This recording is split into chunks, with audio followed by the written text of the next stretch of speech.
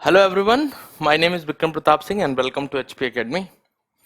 और हम आपसे सिविल प्रोसीजर कोड डिस्कस कर रहे हैं। और लास्ट की क्लासेस में हमने आपको ब्रीफ डिस्क्रिप्शन दिए थे इन प्रोविज़न के रिगार्डिंग।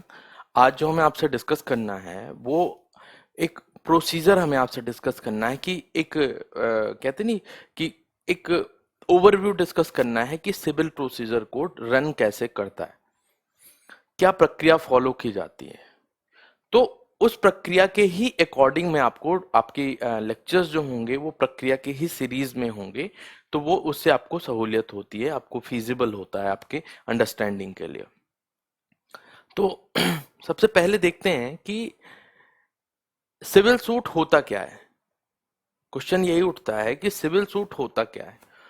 जो कि सिविल नहीं होगा वो सिविल प्रोसीजर का सब्जेक्ट मैटर नहीं होगा।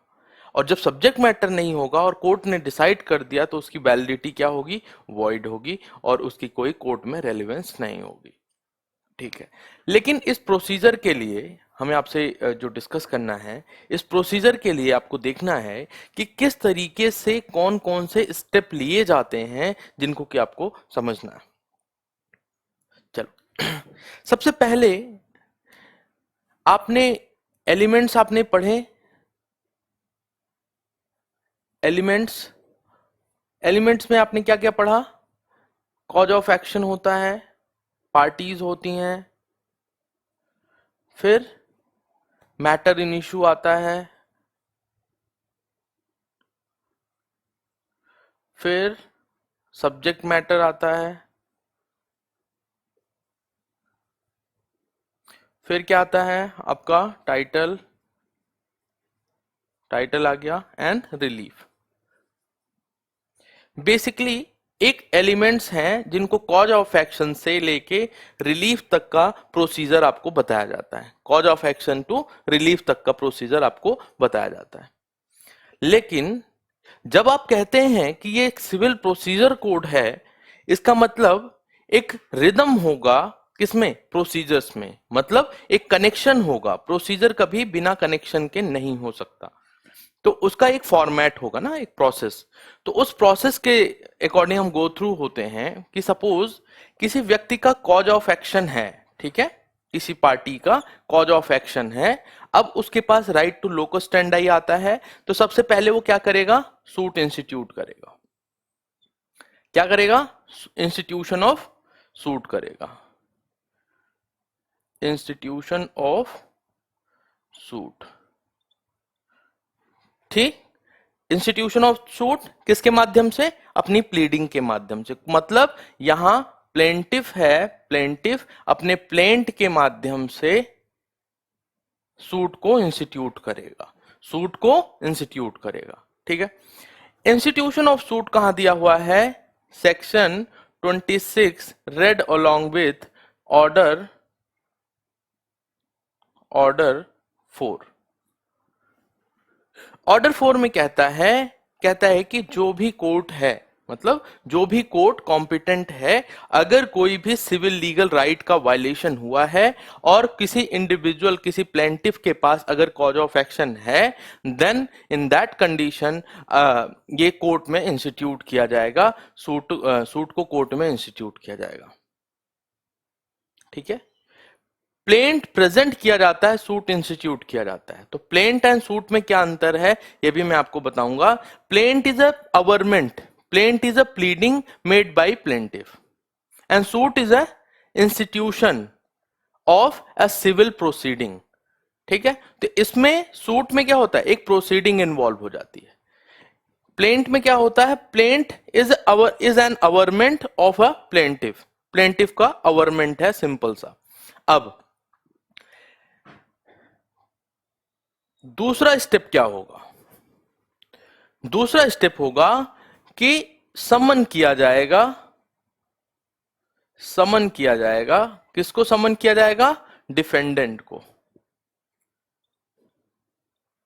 डिफेंडेंट को समन किया जाएगा। ये कहां समन कहां हो रहा है? ऑर्डर 5 में। ऑर्डर 5 में ही जाते हैं अभी। ऑर्डर 5 में ये समन किया जाएगा डिफेंडेंट को। डिफेंडेंट अपीयर होगा। देखो प्लेंट कहां दिया हुआ है? ऑर्डर 7। डिफेंडेंट अपीयर होगा और डिफेंडेंट के अपीयर होने के बाद जिस दिन मतलब WS वो अपना रिटन स्टेटमेंट लेके आएगा, रिटन स्टेटमेंट ऑर्डर 8 अपने रिटन स्टेटमेंट के साथ वो अपीयर होगा कोर्ट में। बहुत सिंपली समझते हैं, इसमें बहुत कुछ है, अभी एक एक पार्ट पे बहुत बहुत चीजें बची हुई हैं। ठीक, अब रिटन स्टेटमेंट ले आया, उसके बाद दोनों party date of first hearing पे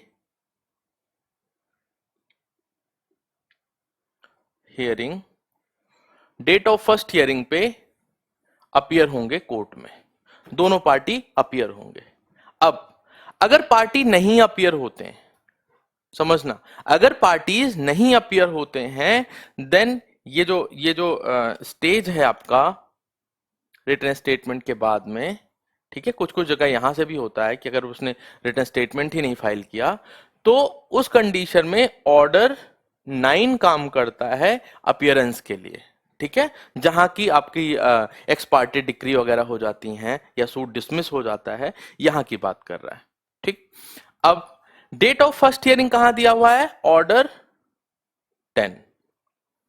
ऑर्डर 10 जब वो पहुंचता है, मतलब as in order 10 date of first hearing पे जब अपीयर होते हैं, तब यहां से एक नया कंसेप्शन स्टार्ट होता है जिसको कि आउट ऑफ कोर्ट सेटलमेंट बोलते हैं। Out of court settlement section 89 read along with order 10 rule 1A-B-C। ठीक, इस डेट ऑफ फर्स्ट हियरिंग पे एडमिशंस होते हैं, डिनायल्स होते हैं। क्या होते हैं? एडमिशंस होंगे एंड डिनायल्स होंगे।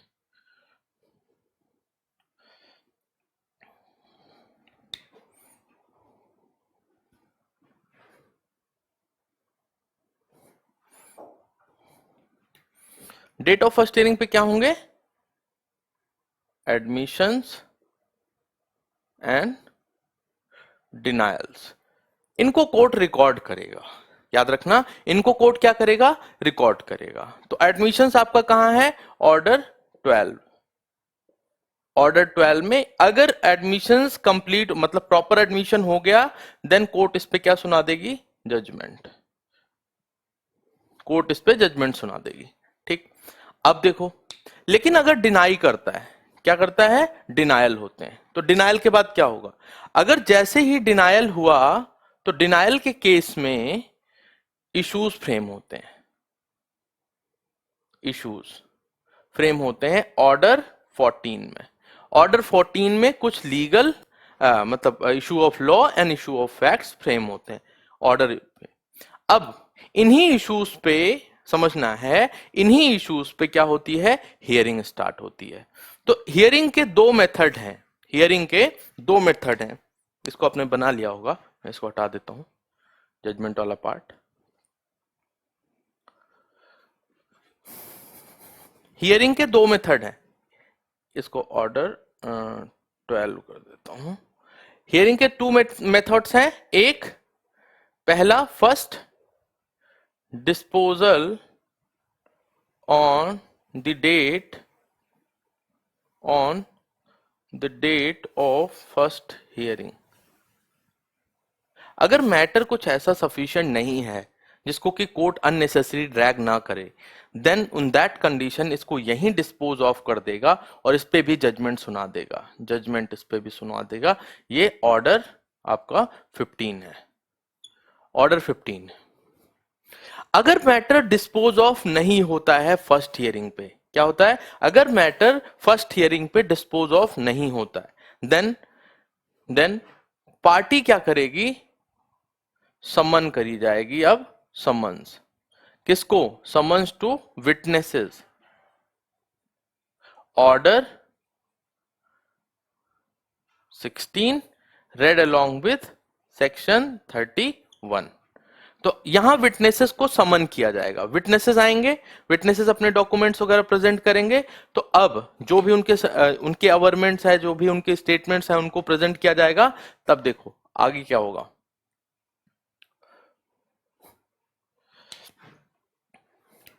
फिर यहां एग्जामिनेशन होगा। अब विटनेसेस आ गए, अपीयर हो गए, अब इनका क्या होगा, एग्जामिनेशन। वही एग्जामिनेशन जो इंडियन एविडेंस एक्ट की बात करता है, examination in chief, cross and re examination जो भी है, यहाँ एग्जामिनेशन किया जाता है। कब प्लेंटिफ को एग्जामिन किया जाएगा, कब डिफेंडेंट को एग्जामिन किया जाएगा, कब दूसरी थर्ड पार्टी से स्टेटमेंट लिए जाते हैं, कब जेस्चर रिकॉर्ड किया जाएगा, ये सारी चीजें यही हैं। ये ऑर्डर 18 है। और एग्जामिनेशन जैसे ही कंप्लीट होता है, एग्जामिनेशन सपोज यहां कंप्लीट हो गया, देन यहां क्या कोर्ट क्या सुनाएगी जजमेंट।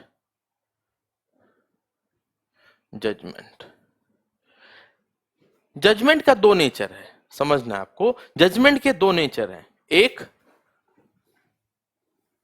जजमेंट के क्या नेचर है, एक या तो डिक्री होगा या डिसमिस होगा। प्लेंटिफ अपने उस राइट को, उस कॉज ऑफ एक्शन को अगर प्रूव कर पाता है देन वो डिक्री हो जाता है, और नहीं प्रूव कर पाता है तो उसका जो सूट होता है वो डिसमिस हो जाता है। कभी डिफेंडेंट के फेवर में डिक्री नहीं जाती है, ठीक है। अगर डिफेंडेंट को अपने उन राइट को क्लेम करना है तो उसे एक सूट को इंस्टीट्यूट करना होता है, तो इस चीज को याद रखना है आपको। अब डिक्री हो गई एंड डिसमिस हो गया, अब डिक्री के बाद क्या स्टार्ट होता है, देखो यहां से कर रहा हूं आगे से कनेक्ट करके। डिक्री और डिसमिस। देखो डिक्री हो गई तो प्लेंटिफ जो है, प्लेंटिफ क्या करेगा, डिक्री के कंडीशन में प्लेंटिफ क्या करेगा, एग्जीक्यूशन के लिए जाएगा, एंड डिफेंडेंट क्या करेगा, डिफेंडेंट अपील में जाएगा। अपील, अब जब ये अपील में चला गया तो एग्जीक्यूशन अभी स्टॉप है, ठीक है, पैरेलल है लेकिन एग्जीक्यूशन अभी स्टॉप हो जाएगा। तो डिफेंडेंट अपने राइट को एक्सरसाइज करेगा। अपील इसकी अगर अलाउ कर दी गई, इसकी अपील अलाउ कर दी गई, इसका मतलब है, मतलब इसकी अपील को मैटर को रिवर्ट कर दिया गया, या डिक्री जो है वो रिवर्ट हो गई, तो क्या माना जाएगा, ये डिसमिस हो गया मैटर, और डिसमिस हो गया तो एग्जीक्यूशन जो है वो बार हो जाएगा। अब अपील, मान लो फर्स्ट अपील जो थी वो डिसमिस हो गई, क्या हुई, डिसमिस।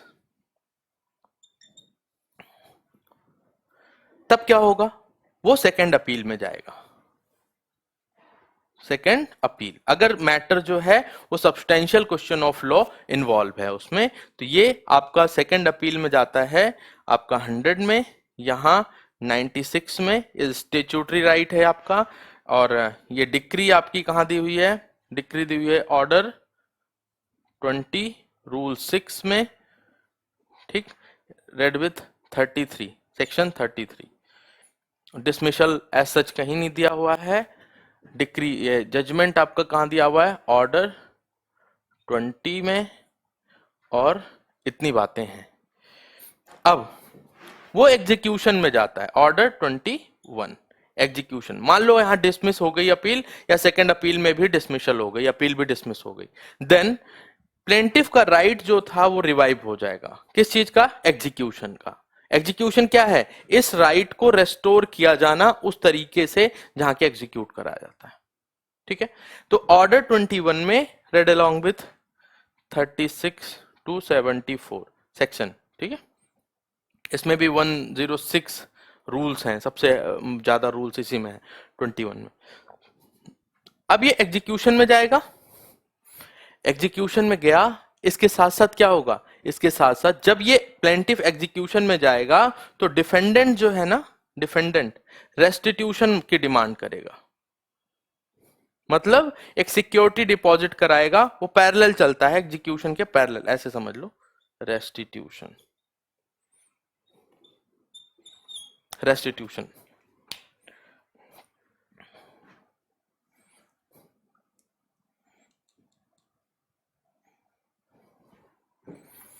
रेस्टिट्यूशन चला 144। इसमें क्या होता है कि इसमें कुछ पार्टीज जो हैं, जो डिफेंडेंट है वो कहता है कि प्लेंटिफ अगर उस सब्जेक्ट मैटर को टेक अवे कर दिया, प्लेंटिव अगर उस सब्जेक्ट मैटर को डिस्पोज ऑफ कर देगा, तब अगर कोई भी मान लो रिवीजन पिटीशन पड़ी है या कोई और अन्य पिटीशन पड़ी हुई है, then in that condition court allow कर देगा कि प्लेंटिव उस सब्जेक्ट मैटर के वैल्यू के अकॉर्डिंग कुछ मनी को या प्रॉपर्टी को डिपॉजिट करे यहां, या कोर्ट में डिपॉजिट करे या रेस्टोर करके रखे, जिससे कि अगर एग्जीक्यूशन प्रॉपर तरीके से हो जाता है तब भी अगर रेस्टिट्यूशन की जरूरत पड़ती है, जहां के डिफेंडेंट के राइट को इन्वॉल्वमेंट की जरूरत पड़ती है, इन दैट कंडीशन उसको रेस्टोर कराया जाए। तो ये रेस्टिट्यूशन है, ये एग्जीक्यूशन है, तो ये पैरेलल चलते हैं। ठीक है, अब इतनी तो बातें हो गई जो जनरल टर्म्स में मैं बात कर रहा हूं आपसे। एक प्रोसीजर है जो कि एक स्पेशल तौर पे एक प्रोसीजर यहां रन कर रहा है, जिसको कि आपको समझना है, बहुत प्यार से समझना है। लेकिन अब ये जो चीजें हैं इनको एक एक करके हमें आपसे पढ़ना है, और इनमें बहुत ज्यादा टेक्निकलिटीज हैं हर चीज में, हर जगह। इनकी रेलेवेंस को इनके साथ साथ लेते हुए हम इनको डिस्कस करते हुए आपसे चलेंगे। अब इसके साथ साथ दो कई चीजें आती हैं, कुछ स्पेशल काइंड ऑफ जो प्रोसीजर होते हैं उनके प्रोसीजर अलग हैं। एक जनरल सूट के क्या प्रोसीजर हैं वो यहां दिया हुआ है। ठीक है, यही एक जनरल सूट के प्रोसीजर हैं, तो आप इनको याद रखिएगा। आप इसी तरीके से आप इनको इनका ऐसे चार्ट बना लीजिए, और इसमें डेट ऑफ फर्स्ट हियरिंग जो है ऑर्डर इसमें लिख दिया। ठीक है, सब कुछ ठीक है इसमें। और अब इसमें देखो होता क्या है कि एडिशनल प्लीडिंग्स भी आती हैं, एडिशनल WS बोलते हैं उसे। ठीक है, इसको हम सेट ऑफ या काउंटर क्लेम ये भी बोल सकते हैं, है ना, यही यही लिखा जाता है। तो set of and counter claim भी यहाँ मेंशन कर सकते हो आप, ऑर्डर 8 रूल 6 एंड 6A2L। ठीक है, तो इतनी चीजें हैं बेसिकली अभी हमें आपसे डिस्कस करना है। ठीक, अब इसके बाद जो हमें आपसे डिस्कस करना होगा नेक्स्ट लेक्चर में, वो मैं आपको बताऊंगा कि कौन कौन से ऐसे मैटर हैं जिनको कि इस सिविल प्रोसीजर कोड की प्रीमाइस में रखा जाता है, अदरवाइज इनको अलाउ नहीं किया जाएगा, है ना। अब चलो, ठीक है, good luck, all the best, enjoy करते रहे।